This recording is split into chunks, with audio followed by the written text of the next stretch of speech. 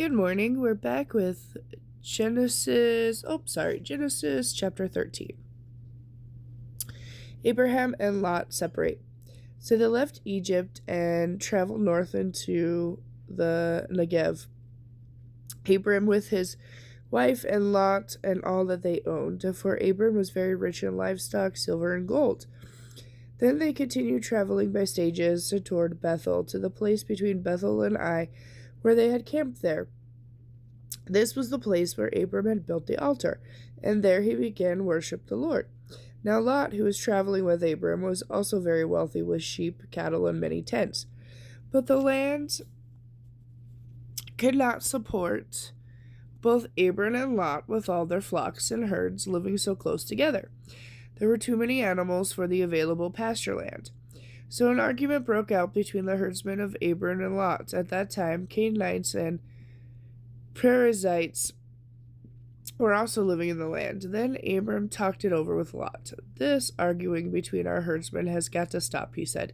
After all, we are close relatives. I'll tell you what we'll do. Take your choice of any section of the land you want, and we will separate. Excuse me. If you want that area over there, then I'll stay here. If you want to stay in this area, then I'll move on to another place. Lot took a long look at the fertile plains of the Jordan Valley in the direction of Zoar. The whole area was well watered everywhere, like a garden of the Lord or a beautiful land of Egypt. This was before the Lord had destroyed Sodom and Gomorrah. Lot chose the land for himself, the Jordan Valley to the east of them.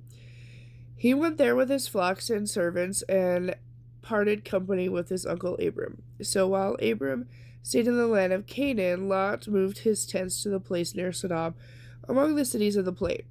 The people of this area were unusually wicked and sinned greatly against the Lord. After Lot was gone, the Lord said to Abram, "Look as far as you can see in every direction. I am going to give you all this land to you and your offspring as a permanent possession. And I am going to give you so many descendants that, like dust, they cannot be counted. Take a walk in every direction and explore the new possessions I am giving you." Then Abram moved his camp to the oak grove owned by can't pronounce.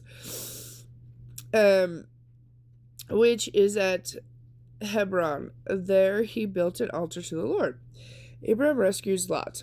About this time, Genesis chapter 14. Abram rescues Lot. About this time, war broke out in the region. King Amraphel of Babylonia, King Arak of Elasar, King Kedorlaomer of Elam, and King Tidal of Gom fought against King Bera of Sodom, King Bersha of Gomorrah, King Senab of Admah, King Shambar of Zembum, and the king of Bela, now called Zor. The kings of Sodom, Gomorrah, Admah, Zembum, and Bela formed an alliance and mobilized their armies in Siddim Valley, that is the valley of the Dead Sea. For 12 years they had all been subject to King Kedorlaomer, but now in the 13th year they rebelled. 1 year later, Kedorlaomer and his allies arrived. They conquered the Raphites in Ashtaroth, Karnaim, the Zurites and Ham, the Emites in the plain of Kirathim, and the Horites in the Mount Zir, as far as El Paranon, sorry if I pronounce all these wrong, at the edge of the wilderness.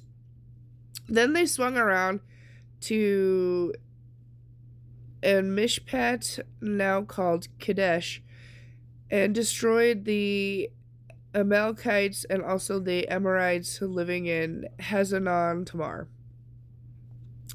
But now the army of the kings of Sodom, Gomorrah, Admah, Zembum, and Bela, now called Zor, prepared for battle in the valley of the Dead Sea against King Kedorlaomer of Elam and the kings of Gom, Babylonian, and Eleazar, 4 kings against 5.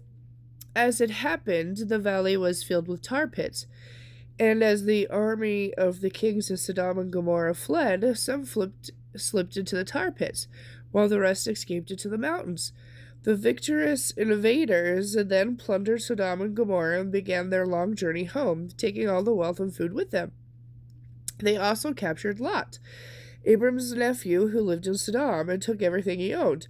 One of the men who escaped came and told Abram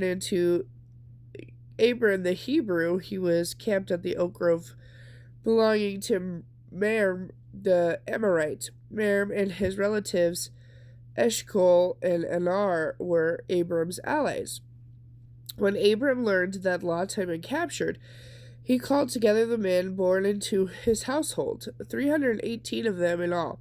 He chased after Chedorlaomer's army until he caught up with them in Dan. Then he divided his men and attacked during the night from several directions.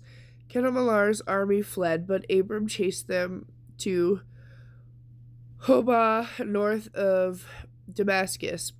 Abram and his allies recovered everything: the goods that had been taken, Abram's nephew Lot with his possessions, and all the women and other captives.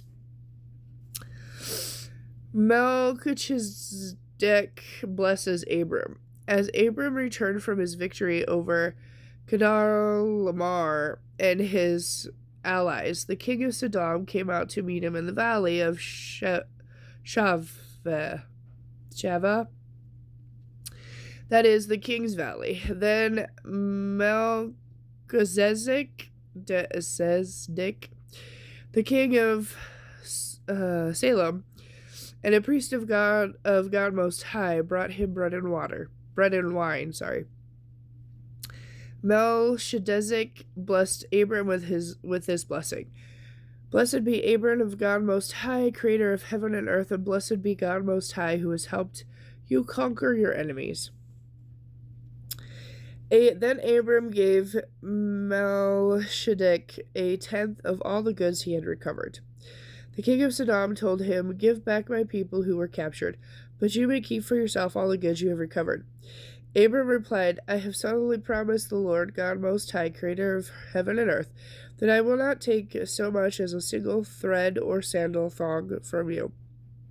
Otherwise, you might say, I am the one who made Abram rich. All I'll accept is that these young men of mine have already eaten, but to give a share of the goods to my allies, Anar, Eshcol, and Merim." Okay, and with that, I'll be back later with Genesis chapter 15.